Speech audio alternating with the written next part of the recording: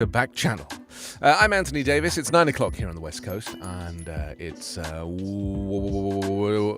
11, 12 o'clock Eastern. And we've got lots to enjoy today because we've got a big show with all sorts of things that we can talk about, and hopefully you can join in the usual way. If you have an Echo show, that's the best way to join in because you can talk to it. And when you talk to your Echo show, then that message comes up to me here. So just say the word say, and then your message. Obviously, wake it up first. Echo, whatever your wake-up word is, followed by say, and then your message. If you want to type a message using the old-fashioned fingers, then go to backchannel.tv. You can do that there. And finally, you can go to YouTube and follow the show in that way. We've got lots to talk about this morning, some very interesting subjects. We're going to talk about ghost guns. Joe Biden's unveiled new rules on untraceable homemade firearms. So that's a big topic for us today. Also, Elon Musk's plans for Twitter. You know, he's bought 9.6% of the company, and he's got all sorts of views on free speech. He's quite a conservative character, Elon Musk, and there are fears that he's going to kind of want to insist that Donald Trump is allowed back on the platform, which obviously would not be good for democracy at the very least. So we'll look into that into some more detail. And then finally, the heir to the Disney fortune, Roy P. Disney, the great nephew of Walt, has come out as transgender and apologizes for not doing more against the Don't Say Gay bill. So that's very interesting, isn't it? So we'll look at that story. And then finally, on this day in 1976, the 11th of April, the Apple I computer was created by Steve Jobs and Steve Wozniak in Steve Jobs' garage, or Mum's garage, in California. So all of these subjects to talk about. I'm not very well today. You can hear my throat's a little bit, a little under the weather. I think I caught a cold off of my child, which is nice. He gifted me the gift of a cold, which is not something I'm particularly thrilled about. But, you know, this is the risk you take when you make a child. Let's look at the morning papers together. The Times Union is where we're going to start this morning. They lead with teaching police to foster trust. Yes, a woman contacted State Police Marge R. Anthony Oliver, the agency's commander in Raybrook, seeking advice. Her son was about to take his driving license test. She asked Oliver if she should tape his registration to the front of the glove box. This is because, this is the tragedy of what happens in this country. The mother didn't want her son, who's a person of color, killed for reaching into the compartment during a traffic stop. Let's think about that for a moment. That is the fear of a mother of a young black boy. She'd been exposed to the news, the feeling of black children or people of color that have a high incidence of getting shot by the police, and that breaks my heart, he said. He said these sentiments are crushing, not only because the 57-year-old has served for more than 3 decades, but also because he grew up feeling safe around police. His father was also a police officer. So, this is slightly terrifying. This North County effort helps officers recognize law enforcement anxiety. Also on the front of the Times Union, all of Europe conflict target. The Ukrainian military stiffened defenses on Sunday against Russian assaults in the east and south as civilians continue to flee the country in vast numbers, and the nation's president framed the war as an existential threat to all European democracy. The whole European project is a target for Russia, Volodymyr Zelensky said in a video address, labeling the conflicts raging in Ukraine as a catastrophe that will inevitably spread elsewhere in Europe. Well, that is the fear, isn't it? That Putin, could get tired of Ukraine and then head for Poland or something. The guy is obviously desperate to... if I was to make a prediction, I would say that what they might end up doing is negotiating that kind of eastern region of Donbass, and to turn that Donbass region into a Russian, because it's mainly a Russian-speaking area anyway. And they could agree to turn that area in return for peace, in return for a peace agreement, a peace treaty. Say, okay, you can have the Donbass. You think that might end up being the end game? Putin wants something. Will it be enough for him, though? Look back window shut too soon for some. Also, this is after years of advocacy and support from lawmakers. The Child Victims Act was passed in February 2019, touted as a momentous piece of legislation that granted what turned into a 2-year window for survivors of sex abuse to file time-barred civil claims. It also increased the statute of limitations for the crime. Well, survivors are now able to file lawsuits until the age of 55, or press criminal charges until they're 28. But before the law's 2-year deadline closed in August, more than 10,000 complaints were filed, including claims against the Catholic Church and Boy Scouts of America.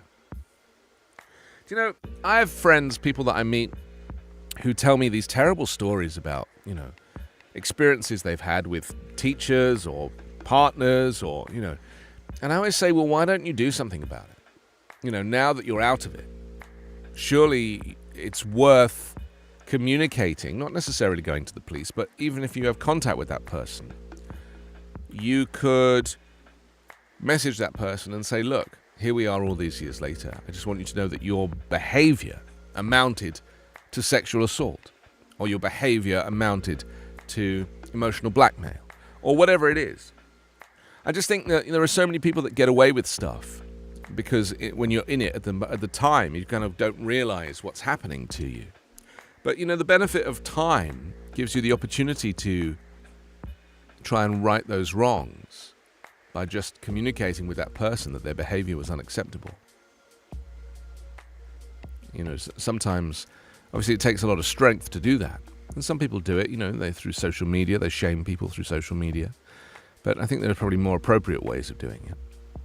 It's interesting, isn't it, that, if you've got stories from your past, it would possibly benefit you too if you were to take that story and try and rewrite the ending as an adult through sharing and communication. The Press and Sun Bulletin this morning, Love, War and Chaos is the headline. It says, New York man and new Ukrainian bride relieved to be back in the US. It says, in the past 3 months, life has changed considerably for Rochester resident Victor Chornobay and his new bride, Mariana Bondar. He is a Gates Chili High School graduate, and he met Bondar at a bar while visiting his family in Kiev, Ukraine, in March 2021. Isn't that cute? They met, they fell in love, and now she's safely back in the US with him. Maybe that's the answer to this. Just need to send a whole load of Americans over there just to fall in love and then bring back your partners. A look at what New York budget left out. This is also on the front of the Press and Sun Bulletin this morning. It says, with New York's $220 billion budget deal announced late last week, New Yorkers are getting a clearer picture of what made the cut for spending in the state this year and what didn't. Governor Kathy Hochul had the luxury of working with a budget surplus this year due to an unexpectedly high amount of tax revenue and federal funding related to COVID-19. But even in that position, not all proposed budget items made it into the eventual agreement, which was announced on Thursday, as budget bills were still being finalized. And then there's a story about Lyme's disease. This is a lab that worries about an uptick in ticks. An uptick in ticks, eh? Could signal an explosion of Lyme disease and other ailments, although other medical professionals say it's just been a mild spring and the ticks are coming out to play earlier. Either way, enthusiasts suggest you wear long pants, maybe tuck them into your socks and go outside and play. Yeah. I mean, I always tuck my pants into my socks. So, for me, that's not really a big deal. It's just like, for me, it's like being a superhero in training.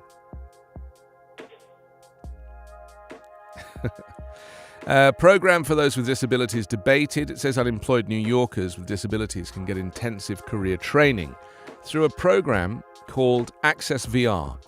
But a state controller's audit found fault with the speed and a specificity of a program designed to help people who often live in poverty. Yes, the state controller said the supported employment program is taking too long to develop programs that are too generic and lack good job outcomes for those who too often face chronic unemployment or underemployment. So there we go. That's the Press and Sun Bulletin this morning. Let's say hi to Jim, who's joined us. Welcome, Jim. Thank you for being part of Backchannel today. Stacey's here. She can't stay long because of Bible study, but welcome. Nice to know that you're listening in to the show, as usual. Okay, the Buffalo News now for New York. Let's jump in there. Where'd it go? Oh, here we go.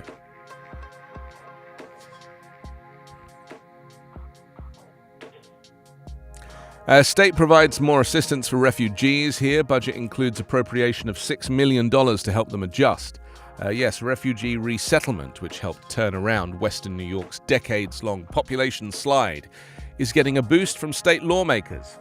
The $220 billion state budget, approved on Saturday, includes $6 million to aid refugees in building a new life after fleeing countries torn apart by war or political strife. And biggest stakeholders can't agree on future of the McKinley Mall. I'll knock it down, you know? This is in Hamburg. Has a new owner, but it may not solve the majority of its problems. Malls are interesting places, aren't they? They're like a necessary evil. You know, some people just won't go to malls. They're just like, I cannot put myself through that. Because the atmospheric pressure in a mall, I find, is quite repressive. It's almost like the air circulation is such that you feel like you're going into a place that has just got old air in it.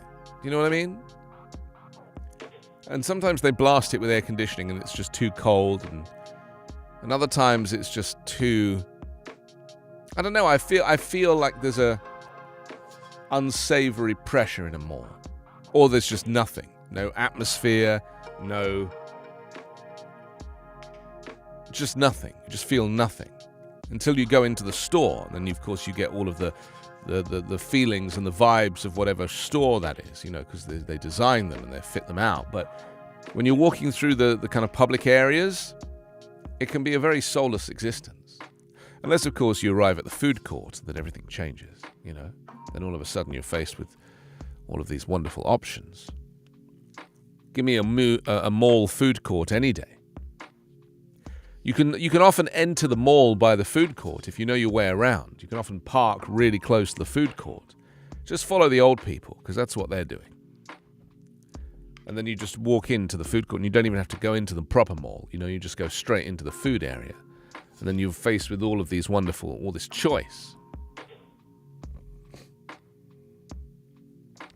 What's that Chinese takeaway brand that we have here in America? That's like fake Chinese takeaway. What's it called? It's very, very popular. They do like an orange chicken that's very famous.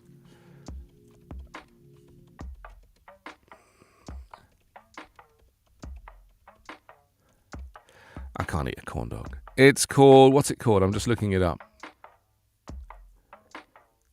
What's the name of that place? What's the name of the place? Panda Express. There you go. Panda Express. Not racist at all. The Panda Express is often in the shopping mall. And that really is one of the great kind of destinations if you want to get a truly authentic Asian cuisine.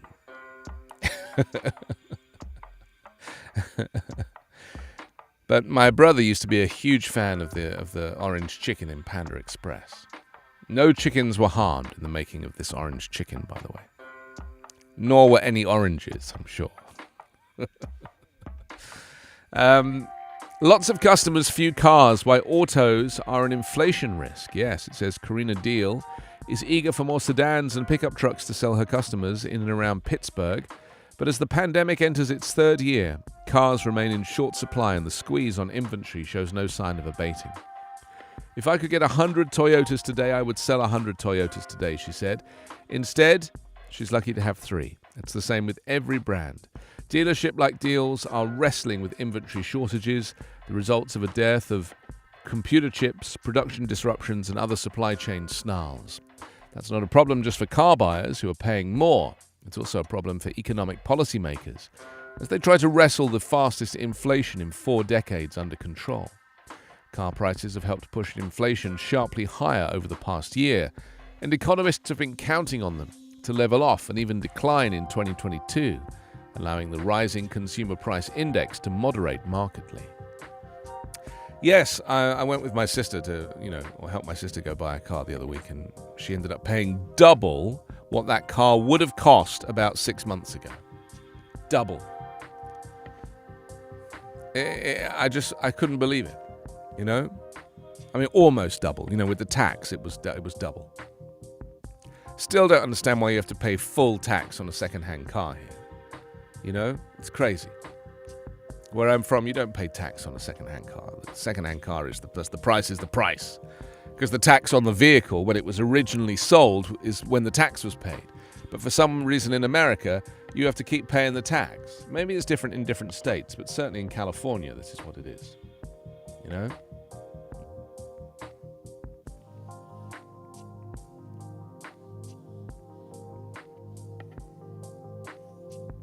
Let's take a look at the New York Times is next. They lead this morning with Kushner firm got $2 billion from Saudis. Here we go. It says 6 months after leaving the White House, Jared Kushner secured a $2 billion investment from a fund led by the Saudi Crown Prince, a close ally during the Trump administration, despite objections from the fund's advisors about the merits of the deal. A panel that screens investments for the main Saudi sovereign wealth fund cited concerns about the proposed deal with Mr. Kushner's newly formed private equity firm, Affinity Partners, previously undisclosed documents show. They reckon those objections included the inexperience of the Affinity Fund management, the possibility that the kingdom would be responsible for the bulk of the investment and risk, due diligence on the fledgling firm's operations that found them unsatisfactory in all aspects, a proposed asset management fee that seems excessive, and public relations risks from Mr. Kushner's prior role as a senior advisor to his father-in-law, former President Trump, according to the minutes of the panel's meeting last June 30th. But days later, the full board of the $620 billion public investment fund, led by Crown Prince Mohammed bin Salman, Saudi Arabia's de facto ruler and a beneficiary of Mr. Kushner's support when he worked as a White House advisor, overruled the panel. Ethics experts say that such a deal creates the appearance of potential payback for Mr. Kushner's actions in the White House, or of a bid for future favor if Mr. Trump seeks and wins another presidential term in 2024. How is it possible that a guy that tried to overturn the election is even allowed to run in 2024? Just think about that for a second, that you're living in a country where somebody who overturned the election, literally overturned the election, successfully, for a period of time. It lasted a few hours, the time it took to kind of reconvene everybody to recertify the election, because Trump successfully delayed the election. And in the process of delaying it, that to me is, means that the coup was successful to a certain extent. I'm trying to plug something in here and it's not working. It just suggests to me that, what we're dealing with is a country that is effectively lawless from a constitutional perspective. It's lawless. And yet the laws are applied when it's like a black kid being pulled over by the police and risks putting his hand on the glove compartment to get his registration document when he could quite easily be executed for that. These people have no trial. But nor does the former president, who has admitted to trying to overturn the election, has no trial. It's lawless. This is the world that we're living in now, So if ever you were wondering if you wanted to commit not just a small crime, and say, having a tail light out, when you risk being pulled over and being shot, try going for a bigger crime, like overturning an election, an entire democratic election. Try and overturn that, say you won when you didn't win, and get away with that, because that you can get away with. You know, there's no rules governing that section. But this section, big rules. Petite Elephant has joined us. No Name has joined us. Stacey and Jim, welcome. Nice to see you. Yes, the No Names invariably don't get a mention, as we've discussed, because there's no point in naming you if you have no name. If you want to put your real name, then you're more likely to get a mention, obviously. But if you choose a pseudonym or a random pseudonym, then there's less chance of getting a mention because it's obviously a pseudonym. And then I can't get to know you as well. Unless, of course, you're going to be Petite Elephant every time. But I have a feeling that it doesn't allow you to be Petite Elephant every time. Or maybe it does. Maybe you can let me know. Oh, Travis is in. Hi, Travis. Welcome back. Travis's first time on the show in California. Although I doubt that's true, but thank you. Perils grow dire on escape routes to Ukraine's west on the front of the New York Times this morning. It says Ukraine, 2 days after more than 50 people were killed on its platforms by a missile strike. The only sounds at the Kramatorsk railway station on Sunday morning were a distant air raid siren and the rhythmic sweeping of broken glass. The town is dead now, said Tetiana, a shopkeeper who was working next to the station when it was attacked, as thousands of people tried to board trains to evacuate the eastern city, fearing it would soon be besieged by Russian forces. Friday's strike was a gruesome turn for the city nearly after 8 years of being near the front line of the country's struggle against Russia-backed separatists in the region known as the Donbass. The station's main hall was still filled with streaks of blood and luggage on Sunday morning, with the burned-out hulks of 2 sedans lying in the parking area outside. Tetiana, who declines to provide her last name, was sure that more death was on the way. Well, this is the concern, isn't it? That, that the effort is going to ramp up, and so all of the military have been redirected away from Kiev, this is the Russian military, towards the eastern region. And so there's going to be a showdown, There's going to be a showdown. Also, Russian forces attacked civilian areas in eastern Ukraine on Sunday as terrified residents joined an exodus of thousands of Ukrainians fleeing westward, heeding warnings by authorities that Russian troops were massing for a major assault. It said on Sunday morning 2 residential buildings and a school were hit in the city of Sievierodonetsk in the Luhansk region of eastern Ukraine, though no casualties were reported, and a barrage of Russian strikes rained down on the airport in Dnipro, a city in east-central Ukraine, wounding 5 Ukrainian rescue workers. I mean, the rules of war are now completely ignored, aren't they? The kind of those unwritten rules, or maybe they are written, maybe they're written in the Geneva Convention or something, that you don't hit civilian targets, and that you try very hard to only hit military targets, and the military are your only enemy, not the civilians of a nation. All of those things ignored. Peaches has dropped in from Virginia. Hello, Peaches. Welcome to Backchannel. If you want to message me, go to backchannel.tv. Travis from California. Sherry is in as well. Welcome, Sherry. Petite Elephant. Macron and Le Pen will battle to lead France, is the headline here on the New York Times. It says President Emmanuel Macron will face Marine Le Pen, the French far-right leader, in the runoff of France's presidential elections. With 92% of the ballots cast on Sunday counted, it says Mr. Macron was leading with about 27.4% of the vote to Miss Le Pen's 24.3%.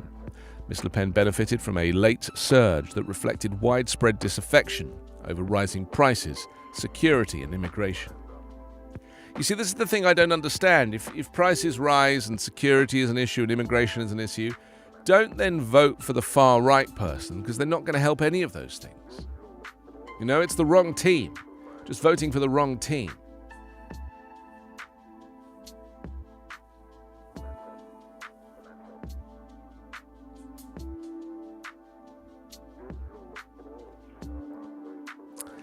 College spreads beliefs of right in K-12 charters is the headline.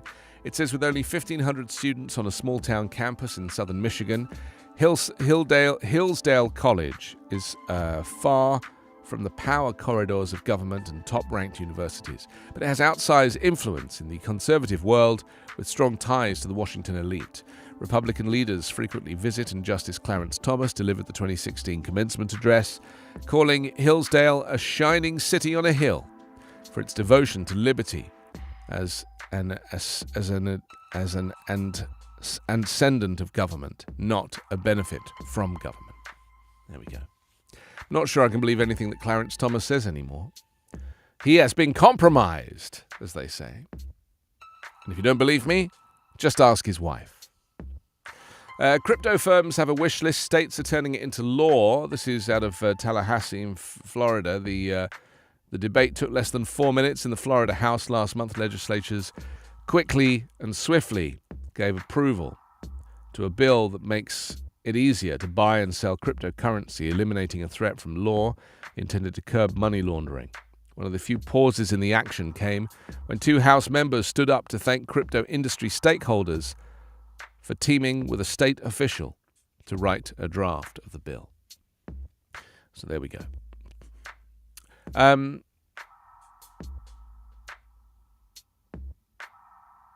I have no idea what cryptocurrency is. I would absolutely love to give an explanation to you.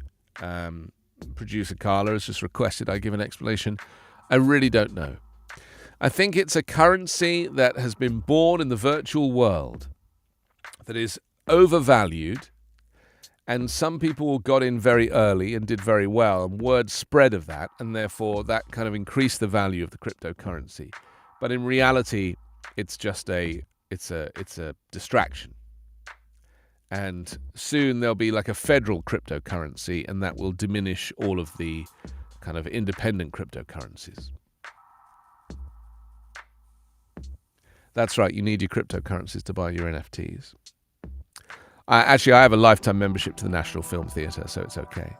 Can we do the US news update now? Only because I need to blow my nose and reconvene myself, because I have a cold and I feel a bit rough, and so I just want to have a little swig of water. I'm going to blow my nose. We're going to play this 2-minute news update, and then we'll come back and I'll be a little more refreshed, and I'll be able to kind of take on the next section of this show without too much trouble. Anyway, here it is.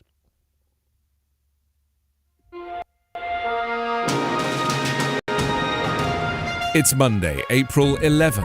From the Volley Network, this is your daily US news update.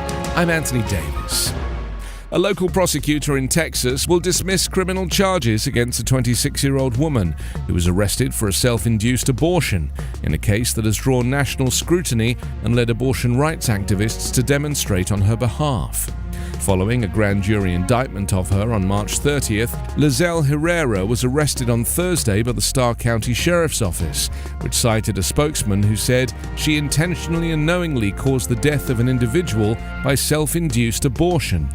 Starr County District Attorney Gotcha Alan Ramirez said on Sunday his office would file a motion to dismiss charges against her on Monday. In reviewing applicable Texas law, it is clear that Ms. Herrera cannot and should not be prosecuted for the allegation against her, Ramirez said in a statement.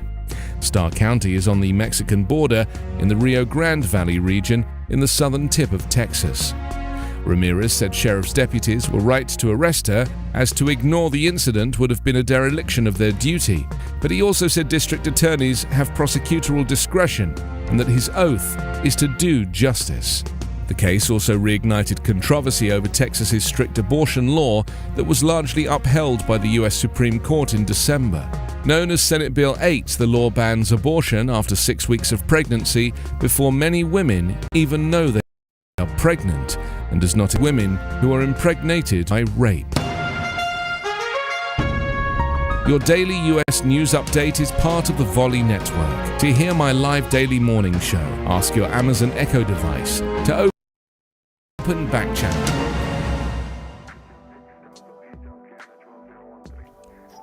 There it is, the US news update. Get it wherever you get your podcasts. It's 9:35 here on the West Coast. It's 12:35, 9, 10, 11, 12, 12:35 Eastern. Welcome to Backchannel. I'm Anthony Davis. This is the Anthony Davis Show. If you would like to have us review a newspaper where you live, just let me know. You can text via backchannel.tv. Pick a paper and we'll do a review of it. Marie's just dropped in from Massachusetts, so maybe we could do a paper from there, Marie, if you fancy. Imperfect Dragonfly is in.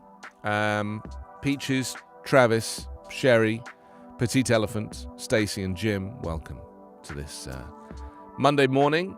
It's the 11th of April 2022. We've been looking through the morning papers this morning, getting a sense of what's happening around the country. I'm in Los Angeles, so let's jump to the Los Angeles Times next. Poll shows Bass Caruso now even in mayor's race. Yes. It says voters upset over crime and a seemingly limitless girsa of cash have also propelled Rick Caruso to the front of the race for mayor, reshaping the contest and offering Los Angeles a stark contrast between the billionaire developer and his chief rival, Representative Karen Bass. I mean, look, Rick Caruso, because I live in Los Angeles, has bought up every single slot of advertising on television, on every channel. You know? And on YouTube pre-rolls, Rick Caruso is a very wealthy guy, and doesn't make him a bad person. I'm just saying that his name now is so familiar because of the number of advertisements that he's put out. It says if the primary were today, Caruso with backing from 24% of likely voters and Bass with 23% would move to the November runoff, according to a new UC Berkeley Institute of Governmental Studies poll, co-sponsored by the LA Times. A contest between the two would feature stark divides of ideology, race and geography, as well as different perceptions of Los Angeles and its governance, all of which have begun to emerge in the primary campaign. So, it's kind of interesting, isn't it? I need to find out a bit more about Karen Bass. I don't really know a huge amount about her. Also on the front of the LA Times, Ukrainian military says it is resisting attacks in the east.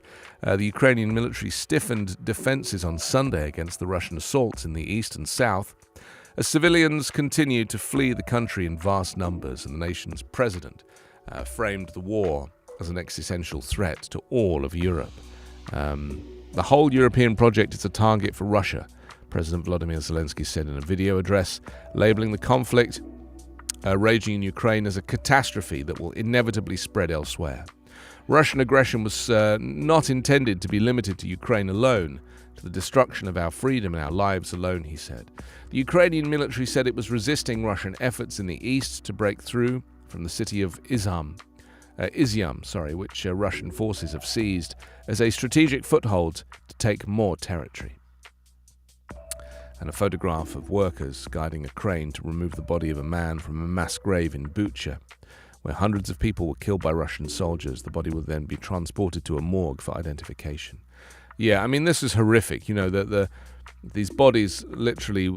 I think the Russians basically tried to hide their war crimes by throwing people into these pits and not covering them properly, in the hope that, you know, they could effectively just disappear people, you know.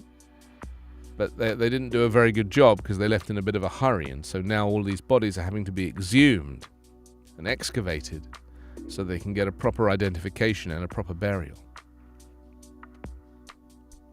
LA youth home, a den of violence. It says a counsellor died in a brawl at Wayfinder Family Services, where unrest isn't uncommon, apparently.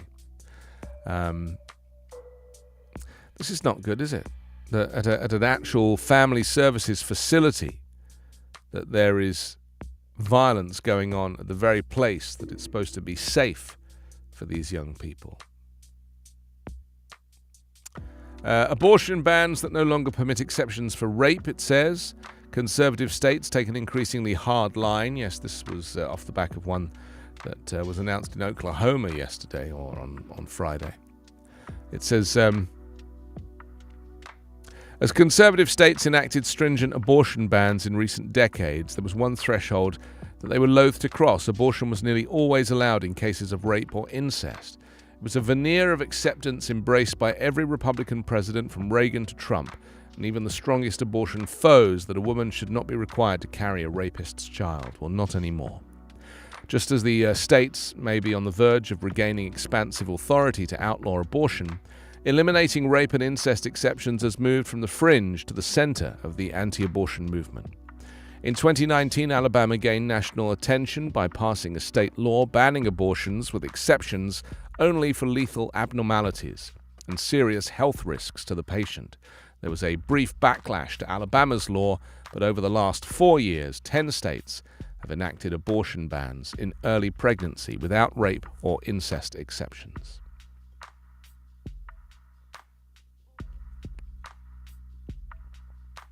Bob has joined us. Welcome, Bob. Nice to see you.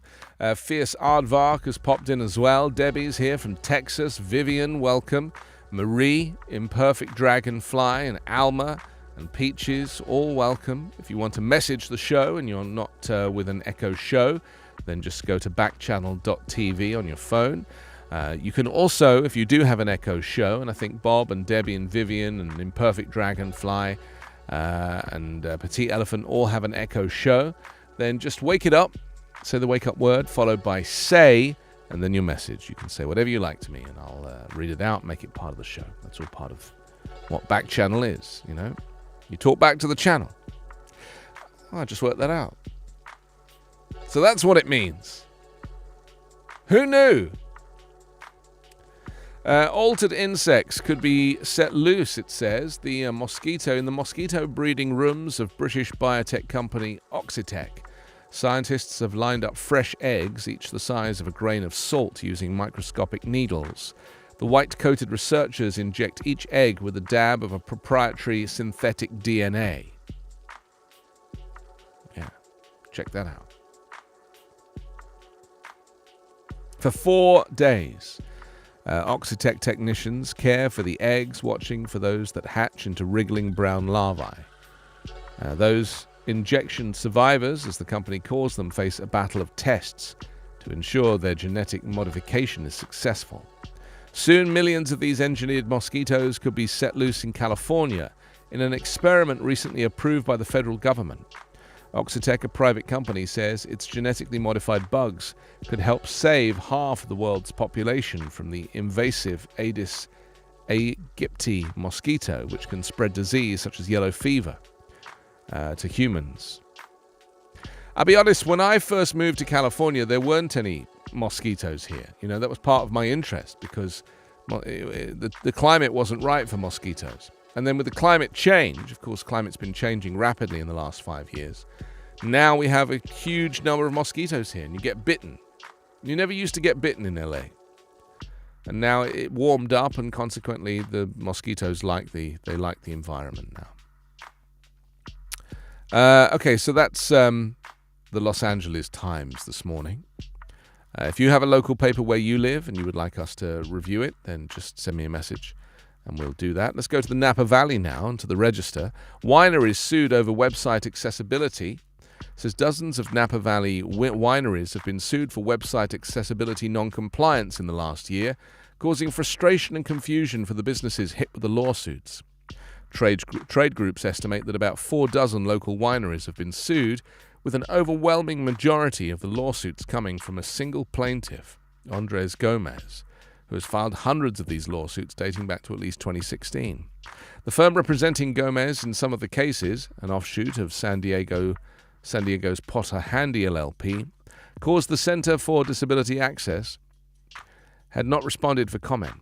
It's a common experience from different industries and regions in the United States, and the wine industry is just the most recent to face an onslaught of legal action regarding website accessibility.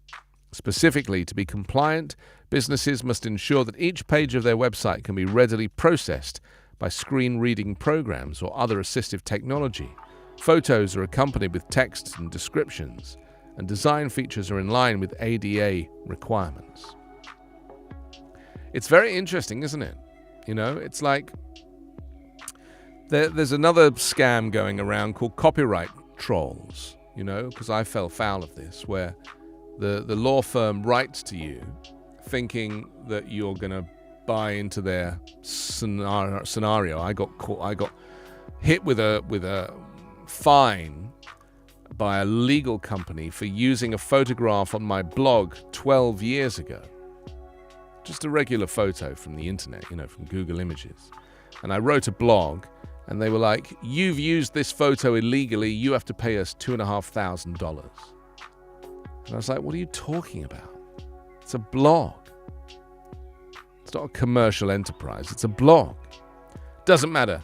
Otherwise, we'll sue you for $40,000. I was like, wow.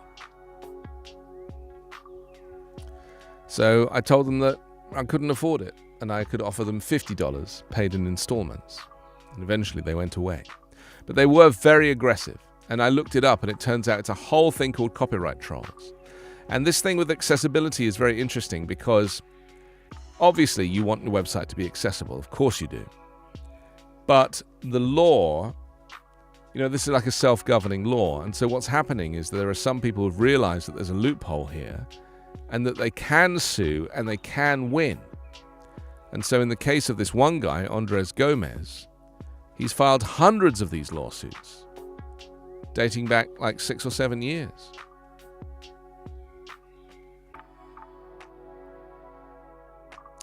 The websites need to be compliant with the Americans with Disabilities Act to make sure their websites are accessible.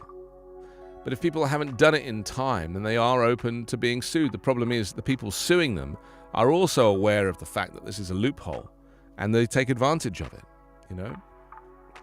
There's lots happening here. There's lots going on here.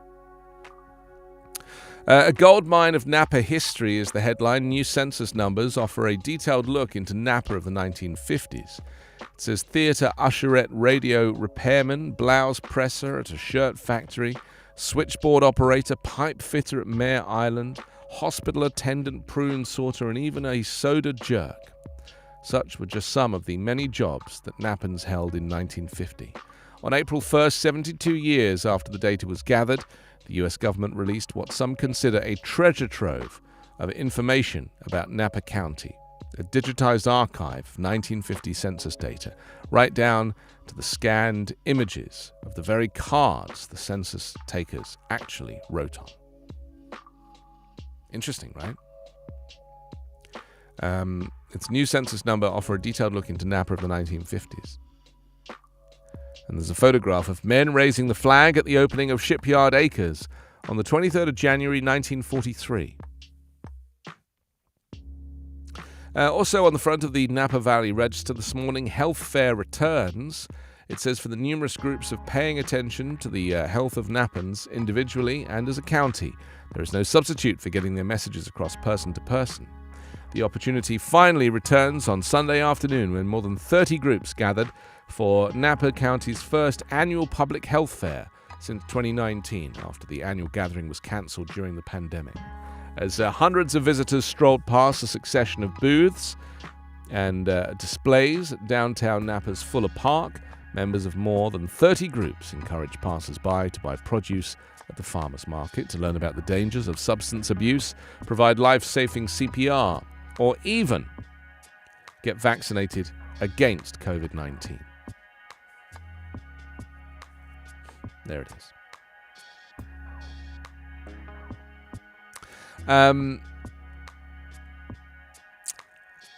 Should we jump on the Boston Globe now? Okay. Decisive Rattlesnake has joined us from California.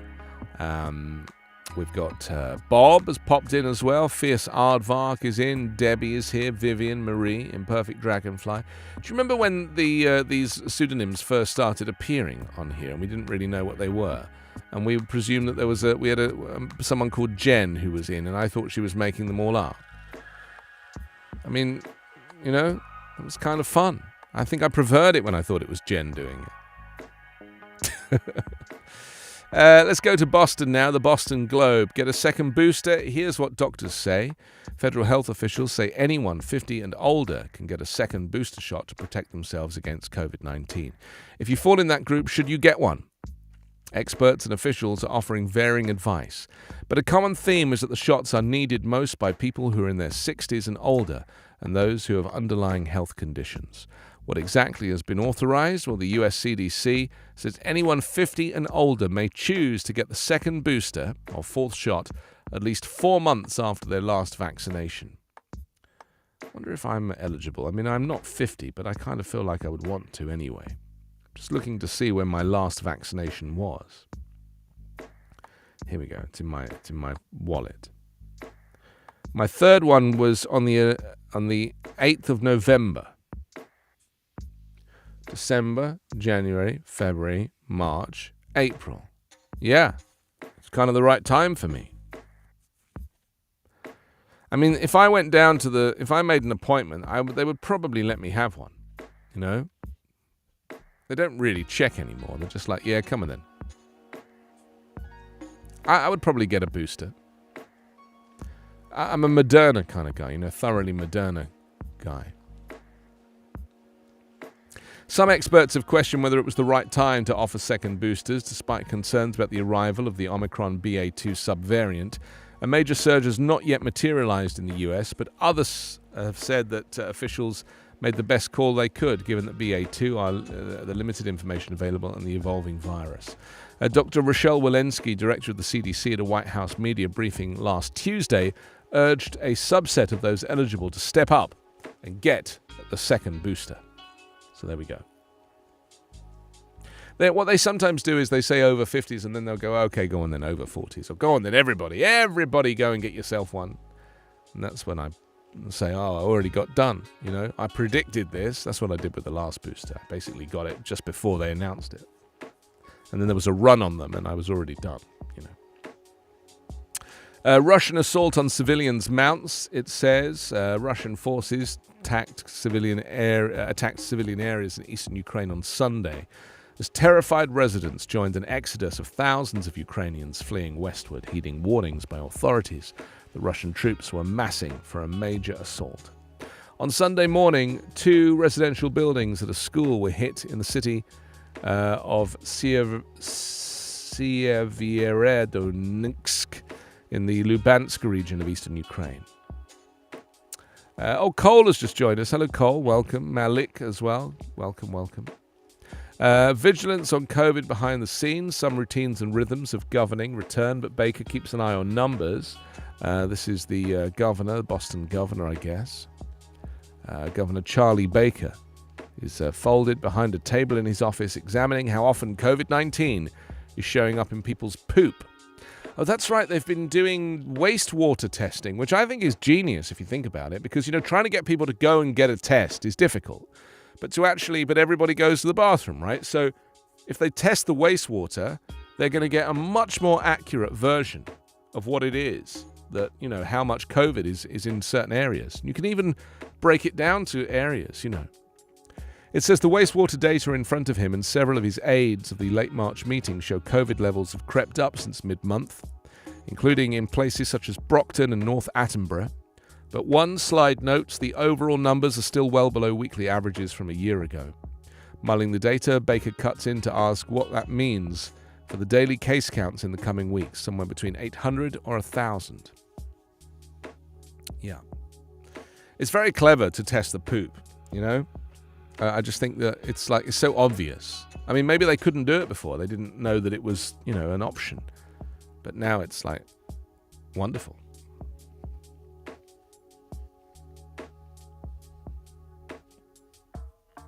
They test the wastewater in London and it's loaded with cocaine. Wonderful. It's probably my mum. I've told her to give that habit a rest. Also on the front of the Boston Globe, activists look to Cold War rule to cool climate. It says Democrats and climate advocates are demanding the White House invoke a Cold War-era law to boost domestic manufacturing of heat pumps and other clean energy technologies, arguing it could simultaneously counter Russia's aggression in Ukraine and fend off climate change. The Defense Production Act enables the president to force manufacturers to expand the production of crucial goods in times of crisis.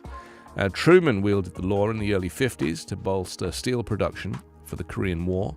Former President Trump and Biden used it to boost manufacturing of ventilators and medical masks. Biden invoked the act again on March 31st to increase the output of critical minerals for electric vehicle and long-term storage batteries. Amid spiking fuel prices, the White House says the policy will boost access to technologies that don't require gas. But now there's a push for him to do more.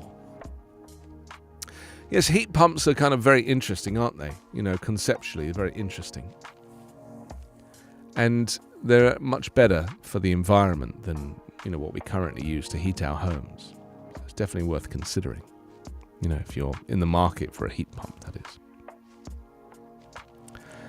Okay, let's look at some more. For JetBlue, it says, a departure from the norm.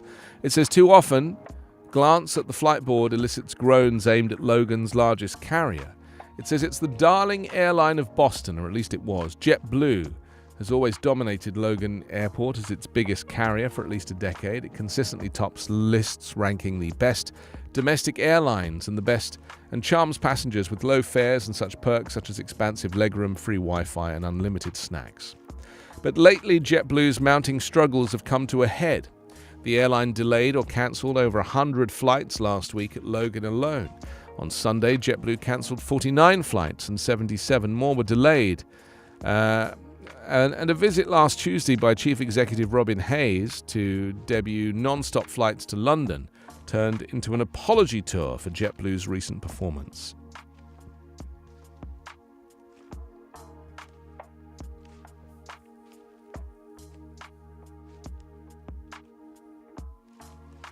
Well, yeah, this is because they've reduced the COVID requirements, the testing requirements. More people are showing up for flights. They still have staff that are out with COVID, because the rules are that they can't come back to work straight away, so they have to quarantine. JetBlue launched a $3.6 billion bid to buy Spirit Airlines on that same day and create what would be a behemoth of budget air travel. All of it seemed like a veer off course for the long-loved company, but it's just a hiccup.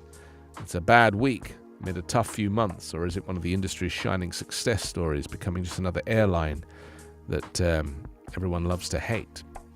Well, I would say that JetBlue is probably the best of the American carriers. The three legacy carriers, which are Delta, American, and United, are Delta is probably the best of those three, followed by United and then American in terms of quality and being on time and having the best fleet.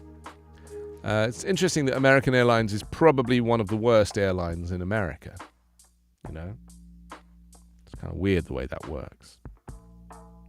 It is what it is, what it is. What it is.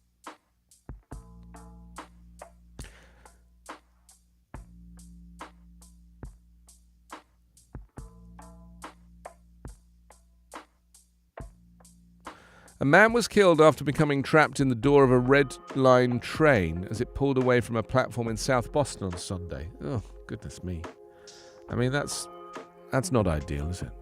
This is why I don't like going on the trains, I mean, it's one of the reasons why I don't like going on the trains. I love going on the planes, though. So, and JetBlue have recently started flying to England from Boston, but also from New York. And so you could fly to Los Angeles, you just have to stop in New York. And you could fly to Burbank Airport, which is a much nicer place to fly to than, anywhere else. Those smaller airports are really kind of fun to transit. Those huge airports like LAX, it's just agony. It's agony. But yeah, JetBlue's international flights now, they're quite affordable, about $350, and definitely worth considering. The only downside is that the aircraft is a narrow body. It's an A321neo, so the seating is 3 on the left and 3 on the right with a single aisle, and then you get 2 toilets at the back and 1 toilet at the front.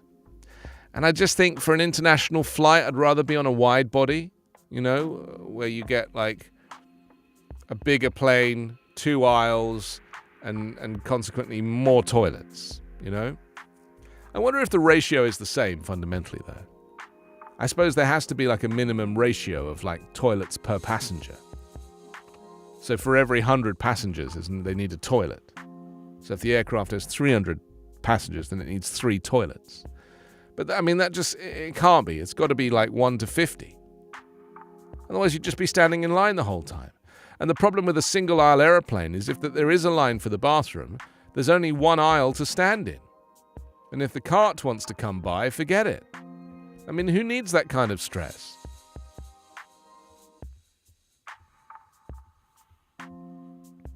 Airplanes are very uncomfortable, of course, unless you're sitting up the front, which I've never done. Well, I have done, but only with a free upgrade.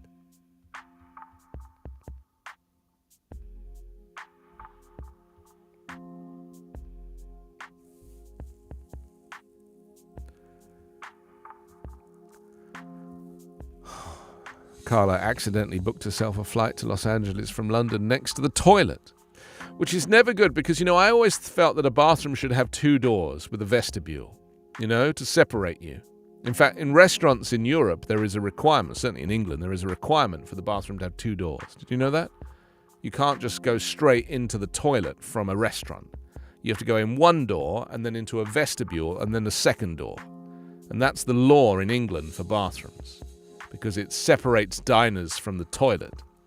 But of course, on an aeroplane, the toilet is right there with like a 1/2-inch thick aluminium door that folds with a big gap down the middle of the fold. Do you want to know a little trick, Carla, to do with how they can unlock those toilets from the outside? So the little sign that says engaged or not engaged, So above that is like a little sign that says bathroom or something. And that's got a hinge on it. It doesn't look like it's got a hinge, and you can lift up the hinge and it's got a secret slider in there so that you can open the bathroom or lock the bathroom from the outside. That's what the crew do. If you're about to land, the crew basically lock the bathrooms before landing from the outside by lifting up the little hatch and sliding the thing across. It's like a little aeroplane trick, So if a friend of yours wants to go to the bathroom and they go in and lock the door, if you want to play a trick on them, you can basically unlock it from the outside and just hold the door open while they're sitting there on the toilet. If you have siblings, you'll know that that's a wonderful trick to play. Should we do another US news update now, just because it's 10 o'clock and it's time? We're going to play you a little podcast for 2 minutes, which is available to you to download wherever you get your podcasts. Then we'll come back and look at some more of the morning papers and talk about some of the bigger stories making the headlines here on Backchannel.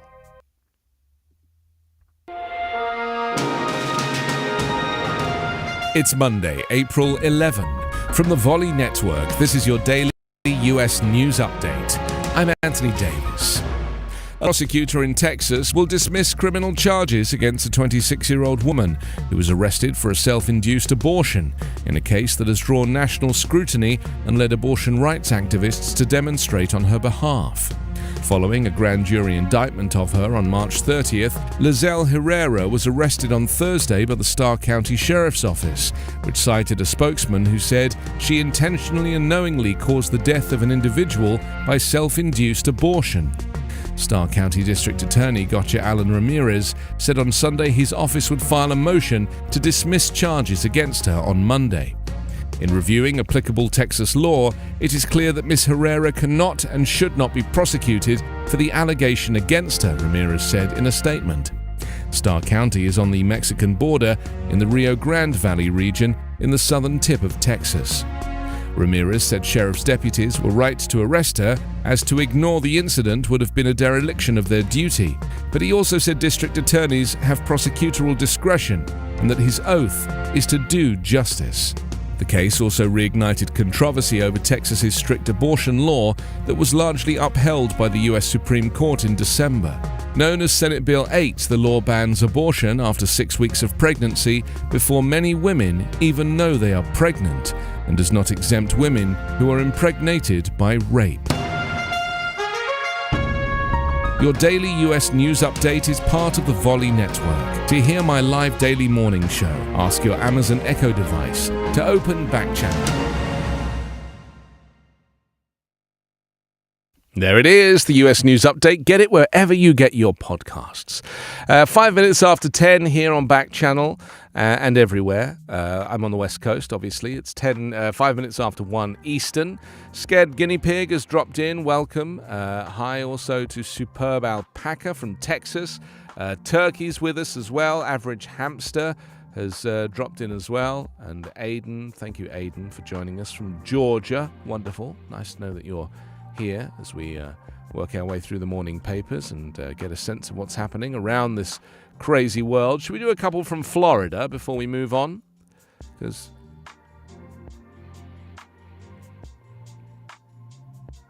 to Augusta.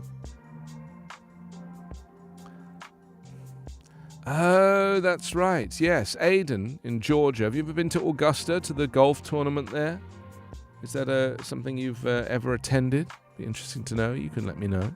Just reply at backchannel.tv. The news press this morning. Ukraine digs in, prepares for Russia's eastern offensive, as we've been discussing. Groups warn spring breakers of fentanyl. 2,000 doses of Narcan have been distributed. Says in the days after a group of West Point cadets on spring break was sickened by fentanyl-laced cocaine at a South Florida house party, community activists have sprung into action. Blitzed beaches warn spring breakers of a surge in recreational drugs cut with the dangerous synthetic opioid and offered an antidote for overdoses, which have risen nationally during the COVID-19 pandemic. No normal in sight, it says, for the 7th straight year. Experts predict active hurricane season. It says mean reversion is the concept. There's an overextended time horizon. Extreme events or rare streaks are balanced by more common outcomes. Sunshine follows rain. Shameful Wordle scores follow the braggable. Tails fails, despite what they say.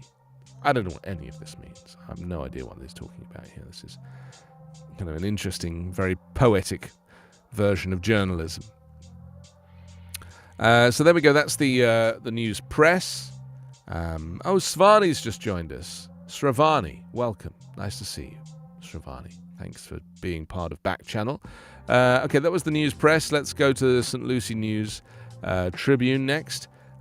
For those in St. Lucie, the problem is poverty, it says. Tiffany Clark was 8 months pregnant when a child protective investigator contacted her in January in 2019.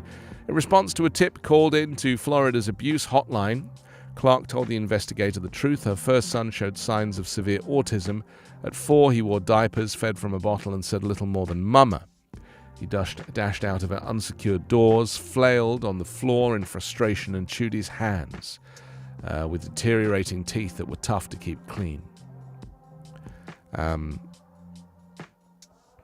Clark was overwhelmed. She told the investigator she wanted to be a good mother and needed help. She wouldn't get it from the state of Florida. When she applied for government aid, Clark, now 35, was told that emergency cash assistance came with a volunteer requirement, but she had nowhere to leave her son, so she could not do the work. No one from the State Department's children and families offered her housing, babysitting services, or any support. Yeah. Well, this is it. You don't want to be compromised in Florida. Florida's fine if you're like wealthy and white.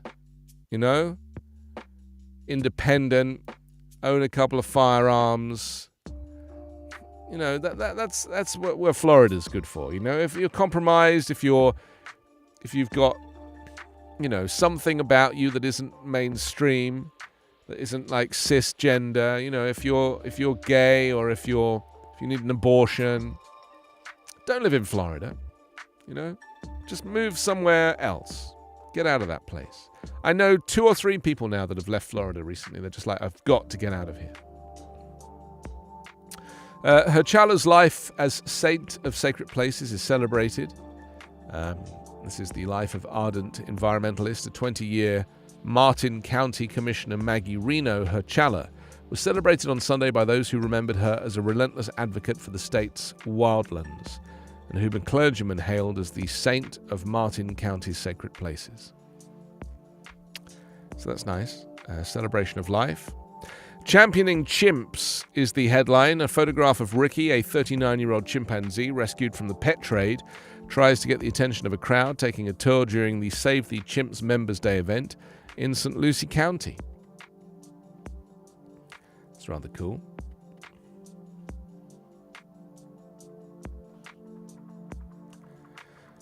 I do like a zoo, I have to tell you. I like the safety of knowing that the animals are behind the protective barrier. San Diego Zoo is supposed to be one of the best. That's right, I've not been there, but I have been to the LA Zoo many, many times.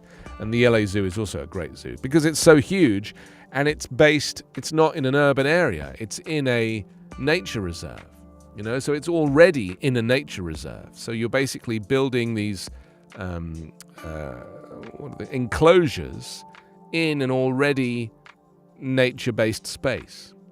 So it's just great for the animals. Florida Times Union this morning. Businesses oppose Stop Woke. Florida is set to become the first state in the country to restrict how workplaces can talk about racism and bias. The legislation, known as the Stop Woke Act, was pushed aggressively by Governor Ron DeSantis and sailed through the Republican-controlled legislature last month, despite pushback from dozens of businesses and chambers of commerce. The bill also restricts discussion of such topics in schools, in line with the conservative-led trend to tamp down instruction on race, gender, and sexuality. But Florida is unique in extending the provision to workplaces. Any violation could open up employers to a civil rights lawsuit. Experts in diversity, equity, and inclusion training say the bill, which could be signed into law within weeks, is likely already having a chilling effect, particularly for small and mid-sized companies without deep pockets to defend legal action. It's going to put a damper on the progress that's been made and is being made, said Dawn Seiler Nixon, diversity, equity, and inclusion partner at the employment and labor law firm Ford Harrison. It's really fraught with a lot of pitfalls. I don't think anyone wants to be the guinea pig here. Well, that's the thing about this. I mean, Ron DeSantis is basically living in a dream world, but is surrounded by sycophants. And so, he's just surrounded by people that tell him it's a wonderful thing, and he hasn't realized that the rest of the world doesn't operate like that. The guy's going to get a big shock. This is really going to end up being it's going to come back to haunt him. St. Johns County is among fastest growing counties again. St. Augustine official says we all feel this in a photograph of a new housing development on the enclave at Treaty Oaks Development in St. Augustine on April 5th. Active weather season forecast for the 7th straight year. No normal seen for Florida. That's right, yes. No normal. There's going to be some crazy weather. And yet again, no mention of climate change from the governor or indeed the journalists. Davey's dropped in. Hello, Davey. Welcome to Backchannel. Nice to see you. So, any more newspapers? We've got a few here, but I'm kind of keen to get onto these subjects. So maybe we'll just jump in and talk about ghost guns for a moment. This is because, the White House has released a fact sheet on this. Joe Biden's unveiled new rules on untraceable homemade firearms. His latest proposed action comes over a year after he promised to implement new regulations on ghost guns. So basically, a ghost gun is like bits and pieces that can be purchased in isolation. And then when following instructions that are published online, the ghost gun can be kind of made to work, using bits and pieces. And the reality is that they are very dangerous, these ghost guns, because, they're unlicensed and they're also unsafe. And in many cases, they can actually harm the user. But the other thing that's becoming more prevalent with ghost guns is 3D printing. And people that have 3D printers at home are able to print the gun from scratch effectively.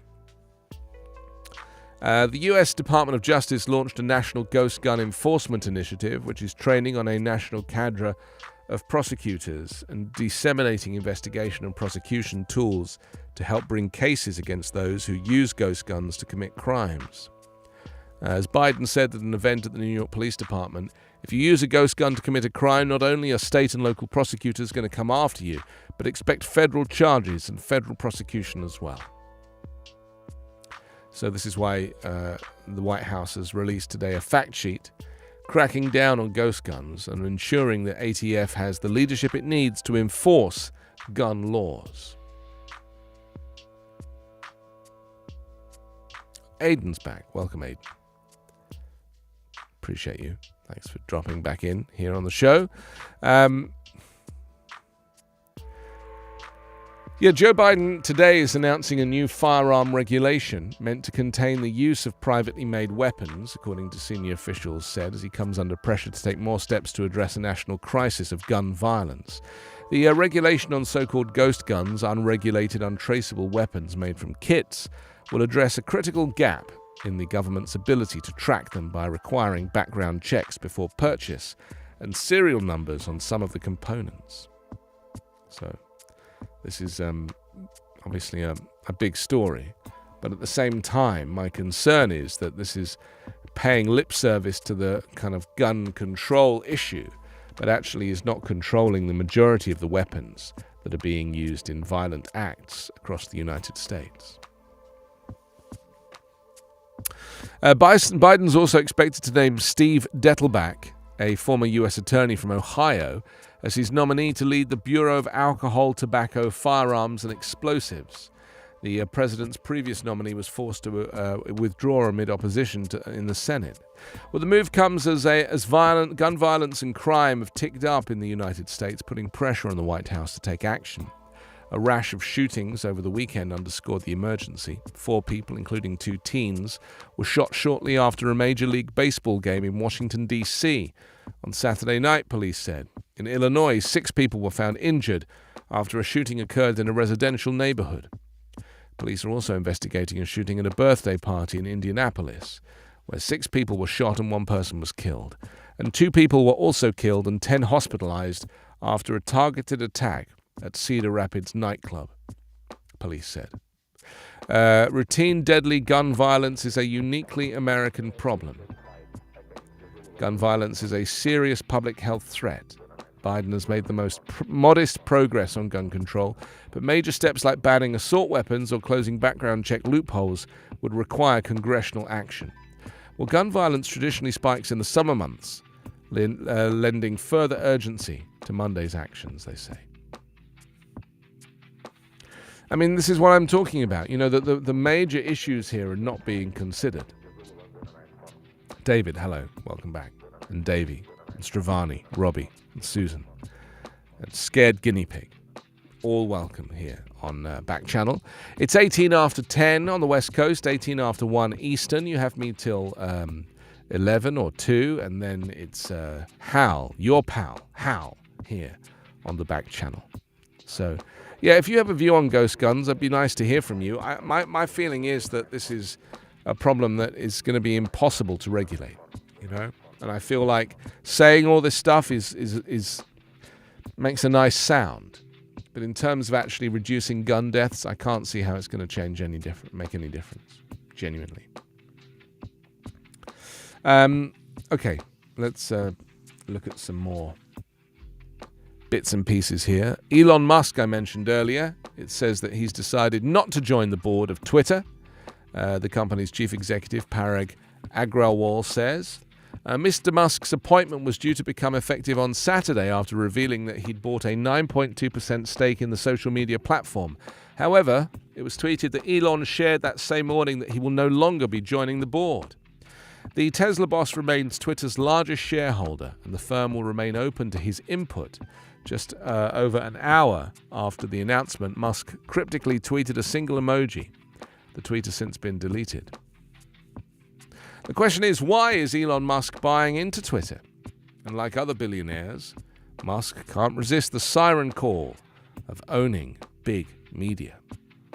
Yes, he's found something to keep himself occupied with until his first crewed mission to Mars fulfills his prediction and lands on the Red Planet in 2029.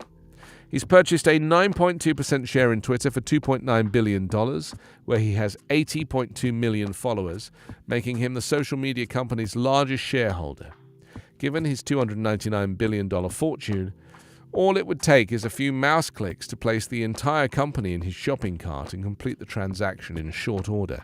If he does so, in addition to being the electric car guy and the rocket guy, he'll become the Twitter guy too. Interesting, isn't it? I mean, I just get the feeling that, that excitement that was published a couple of days ago about the fact that he would probably want Trump to come back and allow him back on Twitter. I just don't know that that's ever going to happen. Trump's basically got a life ban now for inciting an insurrection, seditious conspiracy. You can't really come back from that, can you? Unless, of course, you want to run again to be the president of the United States for another go. Then of course, you can totally come back from it. It's stupid, isn't it? But that's just the reality of, the lack of rules in this department.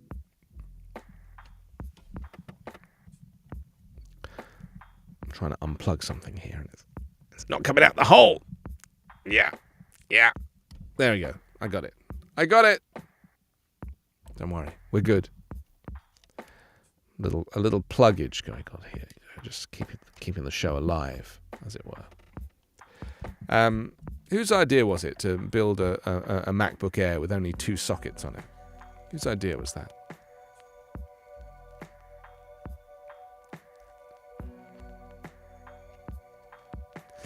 Oh, the hub. It's all about the hub. Yeah, you got to have a hub. I bought a new hub yesterday, actually, for my iMac, and it was like 15 years old, and it was $65. Yeah, stuff's expensive, A good hub is expensive. I have one of those hubs that you have. I really like it. It works very well. Okay, so I think that's probably enough from Elon, just for now. I have mixed feelings about Elon, I love the concept of Tesla. I would never own a Tesla because I just don't think that that's really the car for me. But I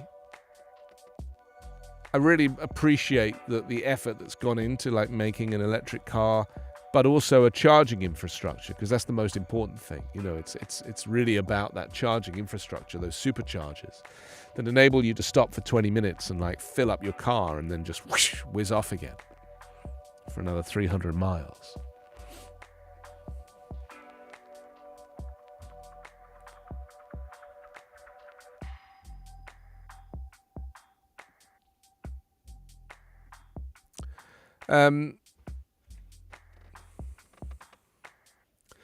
However, Musk has said he is seriously considering converting Twitter's San Francisco headquarters into a homeless shelter after becoming the majority shareholder.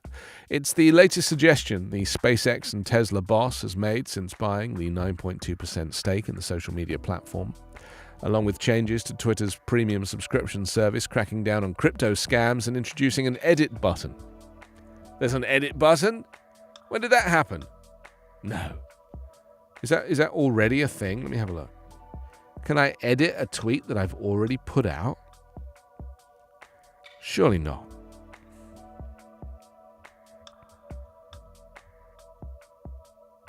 I'm just checking.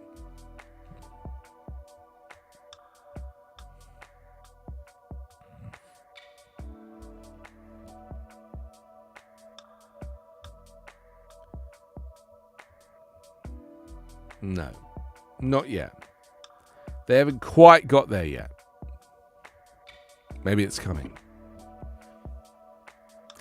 Convert Twitter San Francisco HQ to a homeless shelter since no one shows up anyway, he tweeted over the weekend, along with a poll allowing users to agree or disagree.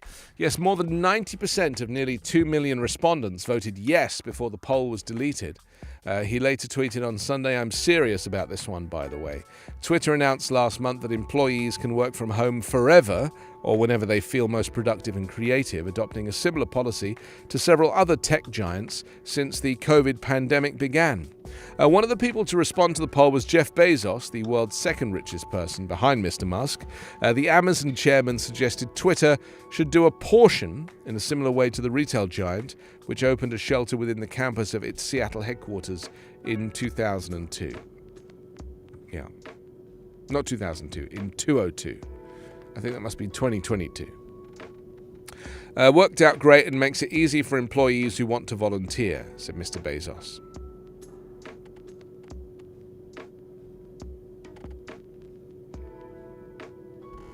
I mean, think about the number of office buildings now that are probably mostly empty and could easily be homeless shelters. And, could that ever be like a national initiative to do that, just to convert office buildings? I mean, maybe if you work for a company and your office is currently empty because you're still working from home, have you considered writing to your boss and suggesting that they convert it into a homeless shelter? I'm just saying,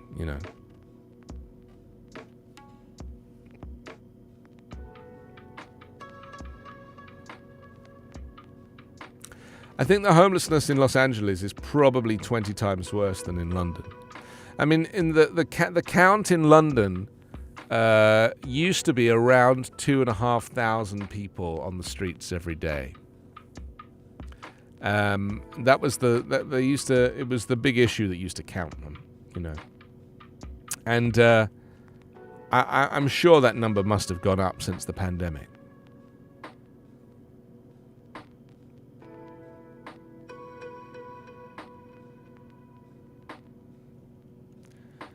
Well, yeah, I mean, it's not just Skid Row in LA that's like now the homeless area, but actually it's the Hollywood, it's the LA River.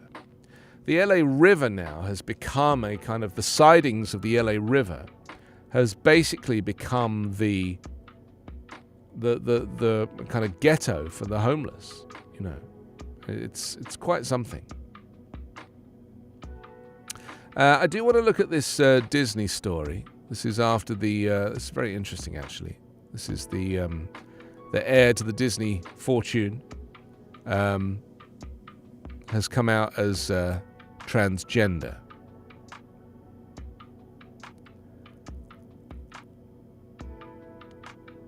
This is the great nephew of Walt Disney, Roy P. Disney, and the co-founder of the Walt Disney Company, revealed that it's his son that was trans, while pledging $500,000 along with his family to a human rights campaign. So it's not actually Roy P. Disney that's come out as trans. It's actually Roy's son. Because if you look at Roy P. Disney, he doesn't look like he might be uncertain about his gender. He's very much wearing a beard and has a female wife. I thought that didn't quite ring true to me. It says, in an appeal to America's largest LGBT plus advocacy group, Mr. Disney said, equality matters deeply to us, especially because our child Charlie is transgender and a proud member of the LGBTQ plus community. The Los Angeles Times reported that 30-year-old Charlie Disney, a science teacher, came out as trans 4 years ago. They use the pronouns they and them, but this is the first time the family has addressed the gender orientation in public. So, yeah, that's kind of interesting, isn't it?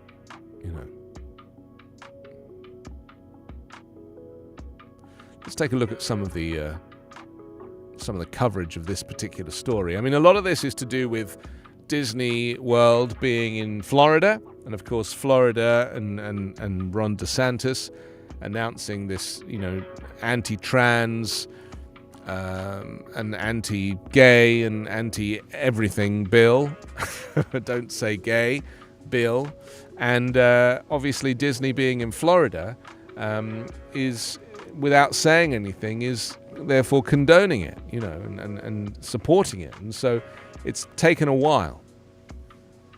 But the heir has come out as transgender while also expressing regret for not having publicly spoken out sooner in opposition of Florida's parental rights in education.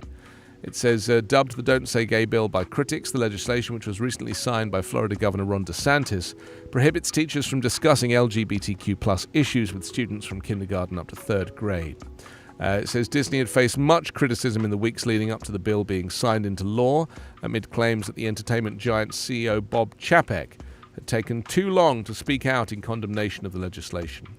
Showing their personal stance on the matter, The Disney family pledged $500,000 to the Human Rights Campaign, with Roy P. Disney, the great-nephew of Walt Disney and grandson of Walt Disney co-founder, revealing news of Charlie's gender identity in an appeal. So writing to the advocacy group, Roy Disney said, as per the LA Times, "Equality matters deeply to us, especially because our child Charlie is transgender and a proud member of the LGBTQ+ community." Charlie Cora Disney, who works as a high school biology and environmental science teacher, said, "I feel like I don't do very much to help. I don't call senators or take action. I felt like I could be doing more." Charlie came out as transgender 4 years ago and uses the pronouns they and them. Their mother, Sherry Disney, said that she was disappointed in the Disney company for initially refusing to speak out against the Florida law. "I have a trans kid. I love my kid no matter what," said Sherry, who added she'd hoped the $500,000 donation would have served as something of a bridge in demonstrating their commitment to gay and trans rights. For Charlie Cora Disney, the issue is a personal one, having grown up without any role models that they could see themselves in. "I had very few openly gay role models," they said, "and I certainly didn't have any trans or non-binary role models. I didn't see myself reflected in anyone, and that made me feel like there was something wrong with me." They noted the challenges facing LGBTQ+ youth, including depression, and then to put something like this law on top of that, they can't learn about their community and their history at school, or play sports or use the bathroom they want to use. While Disney has faced criticism for its initial lack of reaction to the legislation and mass walkouts by a number of the company's employees, Chapek spoke out and announced a $5 million donation to the HRC. The company hopes to help revoke the bill. Florida's HB 1557, also known as the Don't Say Gay bill, should never have passed and should never have been signed into law, said a Disney spokesperson. However, the company's opposition could cost its self-governing rights. It says, after the corporation's stance was made clear, it was revealed it might be at risk of losing the Reedy Creek Improvement District, which acts as the company's own government, with land in Florida's Orange and Osceola counties. So, as you can see on the screen, this is one of the stories that was in Variety magazine. Mayhem in the Magic Kingdom. Disney Don't Say Gay walkout underlines Bob Chapek's leadership crisis. So, in a way, the thing is, I don't think people realize, 13% of American people are gay, lesbian, gay, transgender, bisexual, queer, or even plus. It's like it's a large percentage, and yet, and that's the same in Florida as it is anywhere else. Do you see what I mean? I mean, yeah, sure, in concentrated areas the numbers will be different, but generally across the country.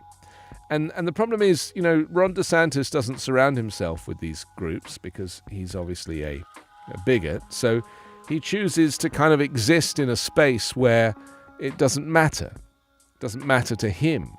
The Don't Say Gay bill doesn't matter to him or to his kind of straight white friends. And that's part of the problem here, is that he just actually kind of gets off with marginalizing minority groups. And that's what this kind of new kind of neoliberalism does, It creates this subculture and tries to marginalize anybody who is not a white Christian nationalist, as Ron DeSantis is, And invariably, a lot of their Christianity is fake anyway. They're not churchgoers necessarily. They just talk about it like it's really important to them, but it's not really part of the fabric of who they are. They like to give the impression of being God-fearing and worshipping and, all-powerful. And that it's God's work, God's idea to kind of, be the one to kind of create these very segregational laws. And of course it's not, God's wish would be for everybody to live harmoniously, not to say that you can't do this or you can't do that, or you can't have an abortion or you can't play sports if you're a trans person. There's so many aspects to this. And increasingly, these Republican states are going out of their way to make life difficult for people who are not considered the mainstream. And it's gonna bite them in the ass, I'm telling you. Sri has joined us. Hello, Sri. Gainful Pig is in. Corinne and David and Aidan and Davey and Sravani and Robbie and Susan and Scared Guinea Pig and Superb Alpaca. All of you, welcome to Backchannel. I'm Anthony Davis. Got me for another 20 minutes or so before your pal Hal is here, and he'll be able to kind of explain what's happening in his show as well. And there's a photo of Ron DeSantis, everybody's favorite little troll. I actually saw a rally that was happening on the internet in Florida, and DeSantis came in like this mega star. It was like a wrestling superstar, you know, and showed up looking so proud of his anti-gay, anti-trans, anti-abortion, he's like pro-Nazi stance. So proud of himself. And I don't really think he's realized that the world, and certainly America, does not want that. And in contrast, Joe Biden, you can see there on Joe Biden's Twitter, you know, he wants every member of the community, especially the kids who will be impacted by this hateful bill, to know that you are loved and accepted just as you are. I have your back, and my administration will continue to fight for the protections and safety you deserve. You know, that's what the president says. Ron DeSantis really is a nobody. I mean, I appreciate that he presides over Florida, but he really is a nobody fundamentally.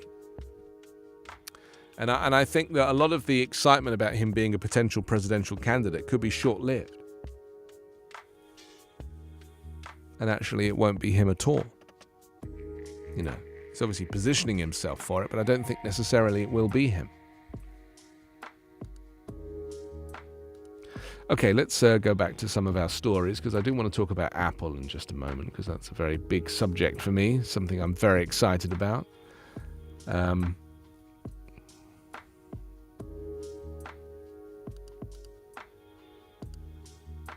I don't know why I've always been like an Apple person. I've never been a PC person. I mean, I had a PC when they very first came out. It was a very rudimentary. It was more of a word processor. And that was literally the last time I spent any time with a PC. Isn't that crazy? So, meanwhile, the Apple Computer Company, incorporated by Steve Jobs and Steve Wozniak and Ron Payne on the 1st of April 1976, the original Apple computer, also known retroactively as the Apple I, is the personal computer released by the Apple company on the April 11th, on this day in 1976, with an introductory sales price of $666.66. Meanwhile, they just sold an original one for $400,000 at auction. So there you go. Yes, the original one was designed and hand-built by Steve Wozniak. His friend Steve Jobs came up with the idea of selling the computer. Wozniak calculated that laying out his design would cost $1,000 and parts would cost another $20 per computer.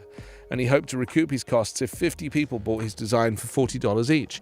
Well, in order to finance the manufacture of the first Apple I, Steve Jobs sold his only means of transportation, a VW microbus, and Steve Wozniak sold his HP 65 calculator for $500.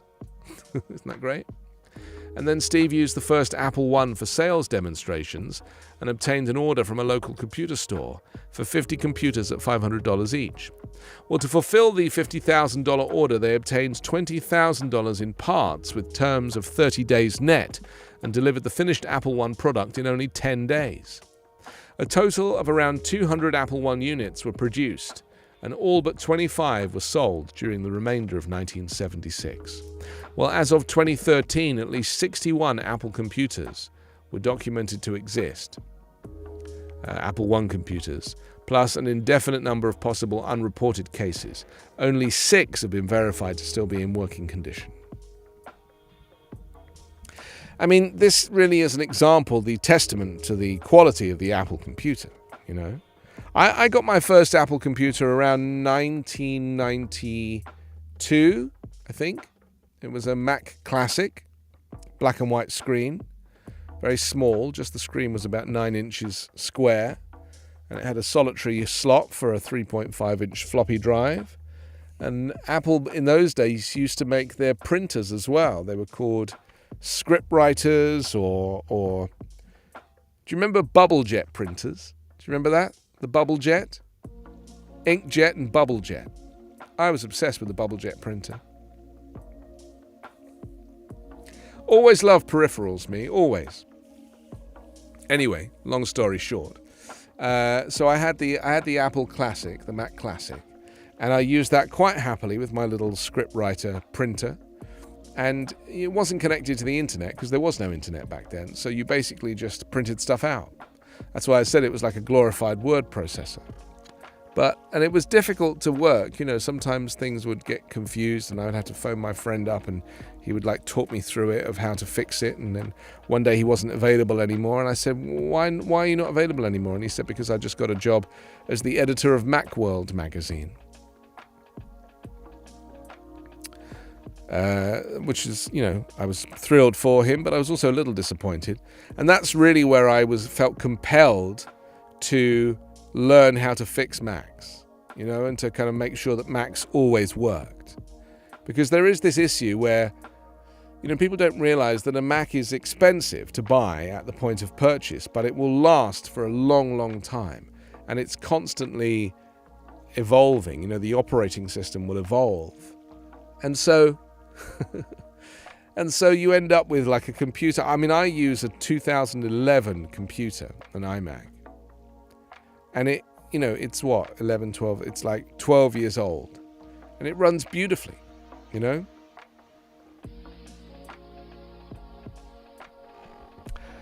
one would admit to being a PC person these days, would they? Are you a Mac or a PC? Maybe you could tell your Echo show. Just wake it up, say, and then your message. Are you a Mac or are you a PC? Just answer Mac or PC. And then we'll kind of get a sense of, who we're dealing with here. But the thing that I try to explain to people is, let's say the PC, if you're going to buy a new PC and it costs $500, and you're going to buy a new PC or a new Mac and it's going to cost $1,000, well, you're obviously going to go with the PC. But I say, but the thing is, the PC is only going to last you for 2 years, whereas the Mac's going to last you for 10 years. So if you split the $1,000 up over 10 years, it's actually only $100 a month, $100 a year. Whereas the PC is $250 a year. It's a very big difference. And also, who wants to go replacing their computer all the time? It's a lot of work, a lot of effort. Subtle Finch has joined us from Ohio. Joel is in from Pennsylvania. Hello, Joel. Dark Tiger is here. YouTube is here. Sri, Gainful Pig. Welcome to all of you. Thank you for joining Backchannel this morning. Corinne is here. Sri, David, Aiden, David, Davey, Sravani, Robbie, Susan, Scared Guinea Pig, and Superb Alpaca. Also Turkey, Average Hamster, and Aiden, and Cole, and Malik, and Decisive Rattlesnake. Thank you for being on the show today. I was thinking yesterday about replacing my 2011 iMac with a 2015 model. I could get a 2015 model for $500. Now, it doesn't seem like a huge jump, but the biggest difference for me is that the screen resolution became a retina screen, a screen that is very, very sharp and doesn't reflect as much. And the problem with the 2011 machine is it's a very low-definition screen by comparison, it's not so easy to work on, not so good for the eyes. So that was something I was thinking about, still considering it, haven't decided yet fully.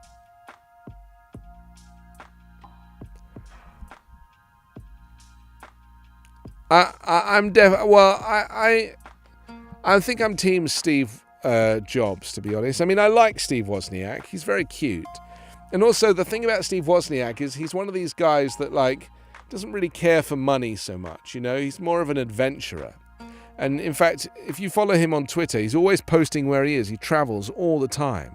And it's quite interesting to see him, always on the move. He's like, I'm at Dallas-Fort Worth, or I'm at Atlanta, Hartsfield, Jackson. He's constantly on the go. And he goes and gives talks about being the founder of Apple. But he's not a wealthy man, or at least he doesn't spend it on his clothes. he got bought out of Apple very early on, and so he kind of, he decided to leave and he left that fortune behind. But his career ever since has always been associated with Apple, and he is considered to be a bit of a superstar, especially since Steve Jobs died, because, he's the other guy, and so the other guy obviously is of more interest and of more value. So he often goes and gives talks and stuff. I think he's a good guy. I'm a big fan. Big fan of Steve Wozniak. There's a photograph of the two of them back in the old late 70s, celebrating their first computer. They were kids, when they started. Oh, he's got a little Apple belt buckle on. I mean, he really is a huge Apple fan. He goes along to all the keynote speeches and to the product launches, and but he goes along as a fan as opposed to as the founder. People obviously want to be around him and celebrate him, but even so, this is his calling now. He's a very cute person. I really, I really appreciate him. Steve Wozniak. He's got a great name as well, hasn't he? But he's married, and he's always off with his wife, and they always get photographed going in and out of the airports. And I just think that he's such a... there's something rather wonderful about being the co-founder of the most profitable company in history, and yet not profiting from the profits. There's something kind of wonderful about that. It's quite anti-capitalist and anti-American, and yet he seems to be quite, happy with that scenario. I mean, obviously, I don't think he wants for money. I'm sure that he makes plenty of money, but I just feel like he's obviously not a kind of billionaire like Jobs was, and now Tim Cook, as you know, Tim Cook was paid a fortune on his last paycheck. It was like $300 million, and people are saying it's just completely unacceptable that he would, that amount of money would be, that amount of money should even be paid to a CEO. It's like the highest paid CEO ever. But it's just very worrying that there's that much spare money going around. I'm not saying that Tim Cook is not a philanthropist and generous with his money. I'm sure he is. But more than anything, he is just a... what's the word? I think he is deserving of it. I think he's deserving of it. But I also recognize that it's enough already with the money, especially these days. Joel says hi. Hello, Joel. Welcome to Backchannel. I think Joel's just testing out the old Echo show to make sure it works. Dark Tiger is with us as well. Gainful Pig, Sri, YouTube, Dark Tiger. I said Dark Tiger already. Corinne and David and Aiden and Davey and Stravani and Robbie and Susan and Sacred Guinea Pig and Scared Guinea Pig, sorry. Superb Alpaca, Turkey. We had Average Hamster with us as well. And Cole and Malik, Decisive Rattlesnake, Shocking Pheasant, Fierce Aardvark, and Debbie and Vivian Marine, Imperfect Dragonfly. Wonderful. Thank you for joining Backchannel today. As we are celebrating the Apple I computer created by Steve Wozniak, was released on this day in 1976. Its introductory sales price was $666. And in fact, it sold at auction, because it's a funny looking thing encased in wood.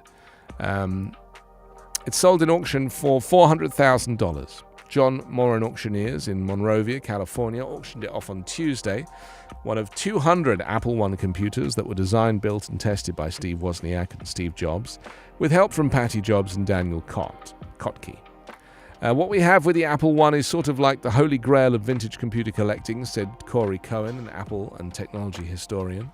The computer auctioned is known as Chaffey College Apple I, because its owner was a professional at Chaffey College in Rancho Cucamonga, California. He ended up selling the computer to a student in 1977 so they could buy an Apple II computer. The student, who remains unidentified, has kept the computer until now. Apple I's came as motherboards with cases, keyboards, and monitors sold separately. The unit features a case put on by the Byte Shop in Mountain View, California, which is the first store to sell Apple products. The case is made of wood, koa wood, one of only 6 known koa wood cases in existence, according to the auction house. It's a Hawaii native wood, apparently. So the Apple One was the first Apple product to be sold. It marked the start of the personal computer industry. It was the first personal computer that came with a warranty. It was guaranteed to work, Cohen said. Prior to that, there were other computers. They were kits, and they mostly didn't work when you got them. Isn't that interesting? The specific machine not only represents the start of Apple, but also the ingenuity of Wozniak and Jobs and their vision, where a computer isn't something to be afraid of. A computer is something that could be part of your life and help improve your life. Well, it took a long time for people to catch on to that idea, but it is something, that it helps kind of feel closer to that progress. Yeah, interesting.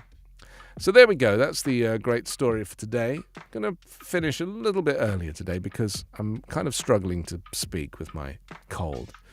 Frustratingly and unfortunately, but just a couple of minutes. Don't forget your pal, Hal, is going to be here next in about 6 minutes' time. He is the star of the next 2 hours here on Backchannel. And a reminder that we have shows 12 hours a day, 5 days a week across Backchannel.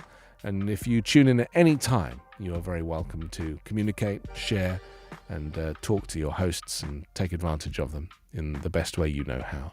I'll come back tomorrow morning at 9 a.m. Pacific. That's 12 o'clock Eastern, and we'll do it all over again. But in the meantime, have yourself a very good Monday. Bye for now.